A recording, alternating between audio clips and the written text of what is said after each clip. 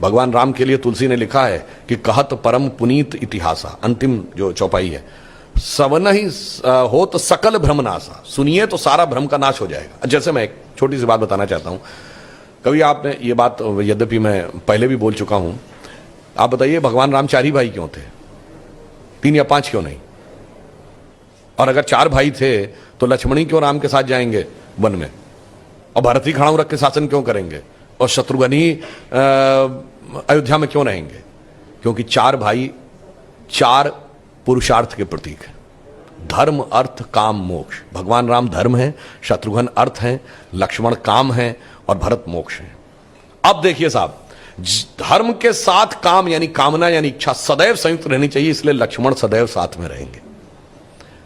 भरत मोक्ष के प्रतीक हैं तो खड़ाऊ रख के यानी धर्म के किसी प्रतीक को रख के तपस्या करेंगे, मोक्ष प्राप्त होगा। और शत्रुघ्न अर्थ के प्रतीक हैं तो इसलिए वो राजधानी में ही रहेंगे, अर्थ कभी छोड़ के नहीं जा सकता। इसीलिए आप देखिए, कहा तो जाता राम लक्ष्मण की जोड़ी, मगर तुलसी बाबा ने लिखा हनुमान चालीसा में कि रघुपति कीनी बहुत बड़ाई, तुम मम प्रिय भरत ही संभाई। क्यों? देखिए, कामना को तो धर्म सबसे प्रिय होना चाहिए, लक्ष्मण को राम प्रिय होने चाहिए, धर्म को मोक्ष। और फिर मैं एक और बात बताऊं, जो लोग कहते हैं ना राजा दशरथ के 3 रानियां क्यों थी, क्यों? इसमें 2 ही जुड़वा भाई हैं, कौन? लक्ष्मण और शत्रुघ्न। एक कामना एक अर्थ यानी इच्छा और पूर्ति, तो जुड़वा भाई हैं। और 3 क्यों जो होना जरूरी था? ये चारों चीजें एक ही स्रोत से नहीं आ सकती। धर्म सतोगुण से आएगा तो कौशल्या जी सतोगुण का प्रतीक है, तो राम की मां है। अर्थ और काम रजोगुण से आएगा तो सुमित्रा जी रजोगुण का प्रतीक है, तो उनसे काम और अर्थ उत्पन्न होगा। और केकई तमोगुण की प्रतीक है, मोक्ष प्राप्त करने के लिए तमोगुण के पार जाना पड़ेगा।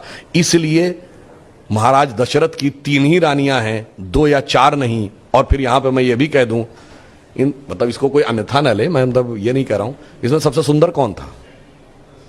केकई। तमोगुण सबसे आकर्षक होता है और अक्सर उसी के पीछे बहुत सारी अनिष्ट की संभावनाएं भी छुपी रहती हैं। मैं कह रहा हूं, अगर थोड़ा सा गौर से पढ़ोगे तो एक एक चीज में इतना गहरा अर्थ निकलेगा कि फिर अगर एनी बेसेंट ने कहा था कि for 40 years I have studied a religion by the name of Hinduism, the more you study, the more you love it, the more you get involved, more you respect it, तब जाके धीरे धीरे समझ में। बहुत बढ़िया।